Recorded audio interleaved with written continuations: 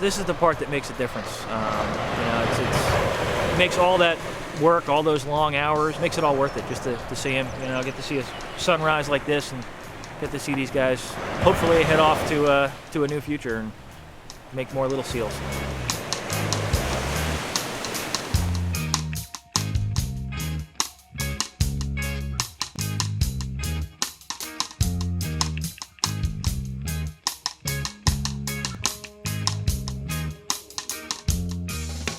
Driving force in what we do here is probably the fact that after 30 years of working on all these animals, the animals are still the same. We're able to get them out, turn them loose, and to see those animals leave the cage and head out to sea and getting a second chance in life, that makes our day. I've been working at this well over 30 years. My wife and I both started out to venture off in stranding related causes along the coast here. We get a call here and there and work on it, and one thing led to another, and we started the Stranding Center, and we're going to look at the next 25 years as a new rebirth of the center into a larger facility. Right now, the Stranding Center technically handles the entire coast of New Jersey. It's about 1,800 miles of coastline.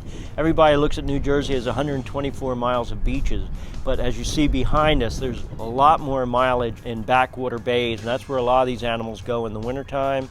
So we cover a lot of area. We also have handled strandings as far south as Florida, North Carolina, and then even up to Maine, actually.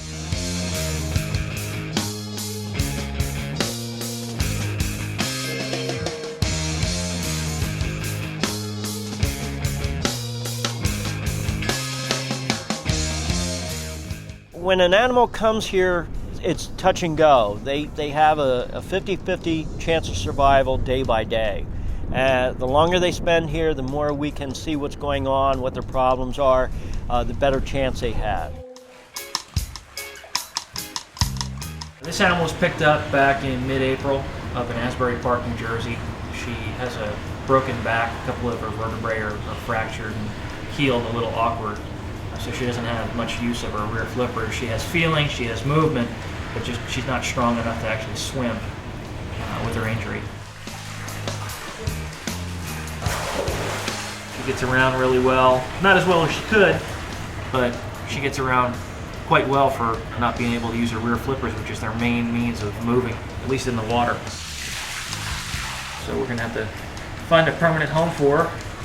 So far she's doing really well. We've started some light training with her, getting her to come to the glass and station and not tear the food out of her hands. She's usually very aggressive.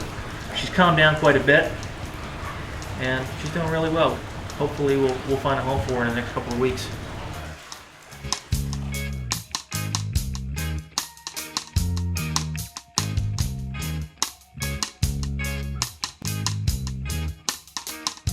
As time goes on and we work individually with the animals and see that they are putting on weight, we're able to get them back out. Now, our recovery rate right now is close to 85%, higher than anybody on the East Coast. And we're really proud of our staff and all the volunteers that put so much time in to get those animals to that state before release.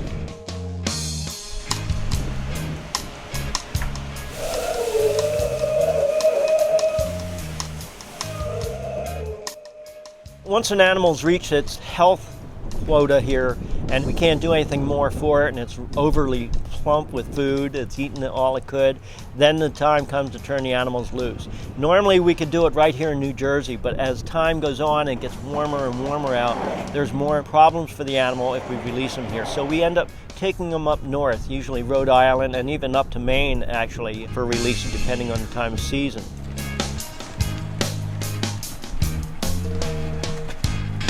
Right now we're in Charlestown Beach, Rhode Island, and we're going to take these guys down to the beach one at a time. We'll line them up, get them all side by side, pointing in the right direction, let them get a good whiff of the ocean, and one by one we'll open a door and hope they go on their merry way.